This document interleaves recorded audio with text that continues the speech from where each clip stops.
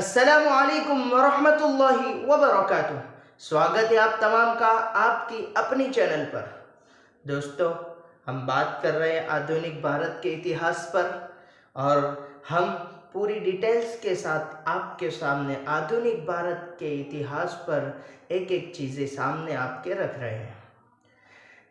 आधुनिक भारत की बात की जाए तो हमने बताया कि ईस्ट इंडिया कंपनी की जो स्थापना हुई उसके बाद ही सारी चीज़ें फिर वजूद में आई है।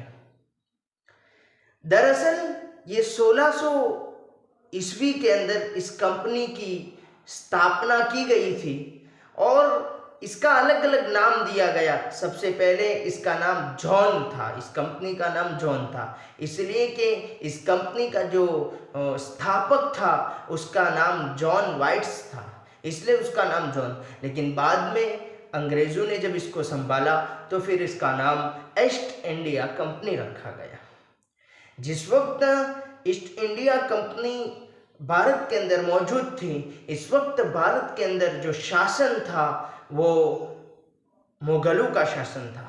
इस मुगलों के शासन के दौर के अंदर अंग्रेज अब ये चाहते थे कि हमारा विस्तार और ज़्यादा बढ़ जाए और हम पूरे भारत के अंदर कैसे फैल जाए, इसलिए उन्होंने बड़ी कोशिशें की। और आपको बताता चलूँ कि फिर ईस्ट इंडिया कंपनी और फिर बंगाल के नवाब सिराजुद्दौला के दरमियान में एक युद्ध हुआ, आपस में एक युद्ध हुआ जिसको 1757 की लड़ाई कहा जाता है और फलासी का युद्ध भी कहा जाता है। ये फलासी एक गांव का नाम है, ये नदी के तट पर एक गांव है, उत्तराखंड का एक गांव है। जिस जगह पर ये युद्ध हुआ उसका नाम फलासी है, इसलिए इसको फलासी का युद्ध कहा जाता है। 1757 में एक तरफ नवाब सिराजुद्दौला है तो दूसरी तरफ अंग्रेज शासन यानी ईस्ट इंडिया कंपनी की फौज है। ईस्ट इंडिया कंपनी और सामने नवाब सिराजुद्दौला। ये बड़े धार्मिक शख्स थे, बड़े धर्म के पालन करने वाले शख्स थे, बहुत बाइज्जत शख्स थे और बहुत अच्छे शख्स थे। लेकिन वो कहते हैं ना, जब हमारे अंदर ही नमक हराम पैदा हो जाए तो फिर अच्छी अच्छी ताकतों के सामने, कमज़ोर ताकतों के भी फिर हमें पस्त होना पड़ता है। नवाब साहब के साथ भी यही हुआ। 1757 की इस ईस्ट इंडिया कंपनी नामी जो अंग्रेज थे उनके सामने जब फलासी के मैदान में युद्ध हुआ है तो नवाब साहब के साथ में भी कुछ ऐसे गद्दार थे जिनको कुछ हुकूमत की लालच थी, कुछ पैसे की लालच थी और उनके अंदर एक नमक हराम चीज़ अंदर उनके अंदर पैदा हो गई।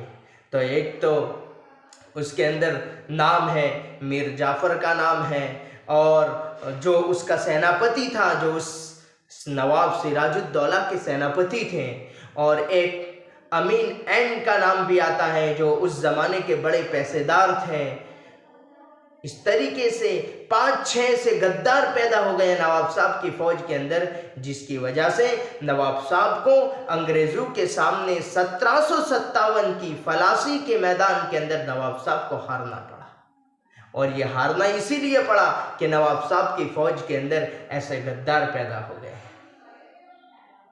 जब कौम के अंदर गद्दार पैदा हो जाते हैं, जिसको कुरान करीम ने कहा है इन्नल मुनाफिकीन फी दर्किल अस्फली मिनन नार, जिसको कुरान एड्रेस कर रहा है कि ऐसी मुनाफिकत चाल चलने वाले लोग जो जाहिर कुछ और दिखाते हैं, अंदर कुछ और दुश्मनी छुपाते हैं, ऐसे लोगों के लिए कुरान करीम ने इन्नल मुनाफिकीन, कैसे मुनाफिकीन लोग जहन्नम के सबसे निचले तबके के अंदर डाले जाएंगे।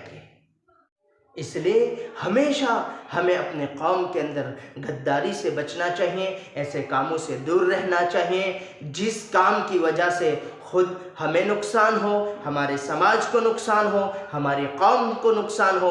ऐसे कामों से हमें दूर रहना चाहिए। ये हर एक धर्म और हर एक मज़हब की तालीम है। ऐसी गद्दारी से हमें बचना चाहिए, दूसरों को भी बचाना चाहिए। मिलते हैं नेक्स्ट वीडियो में, नेक्स्ट एपिसोड में। हमारे वीडियो को पूरा देखने के लिए बहुत बहुत आपका शुक्रिया, धन्यवाद। इनकिलाब जिंदाबाद, इनकिलाब जिंदाबाद, संविधान जिंदाबाद, संविधान जिंदाबाद।